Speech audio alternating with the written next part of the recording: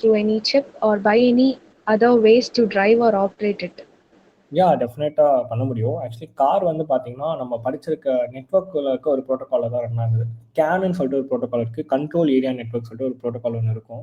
அந்த network type அந்த can வந்து எங்கெங்கெல்லாம் யூஸ் பண்ணாங்க பார்த்தீங்கன்னா இவிஸ் அண்ட் ஸ்மார்ட் கார்ஸ், கொஞ்சம் மாடர்னாக இருக்க கார்ஸ் வந்து ஃபர்ஸ்ட் யூஸ் பண்ண ஆரம்பித்தாங்க. நாட் ஓன்லி கார்ஸ், சப்மெரின், அப்புறம் ஏர்கிராஃப்ட்டு, வெசல்ஸ், இது எல்லாத்துலேயுமே இந்த கேனுன்றது ரொம்ப சிம்பிளாக இருக்கும். கேனுன்றது வந்து ஒரு கம்ப்யூட்டிங் மூலமாக வந்து கமாண்ட் கொடுத்து அந்த பெரிய பெரிய மோட்டார்ஸை வந்து டேர்ன் பண்ண வைக்கிறது தான் இதோட concept. Once you gain the can access, நீங்கள் ஈஸியாகவே வந்து ஹேக் பண்ண முடியும்.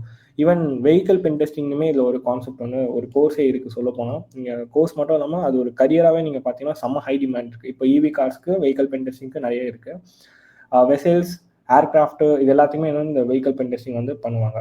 So it's possible to hack. அதுக்கு வந்து கேன் பஸ் ரீடர் சொல்லிட்டு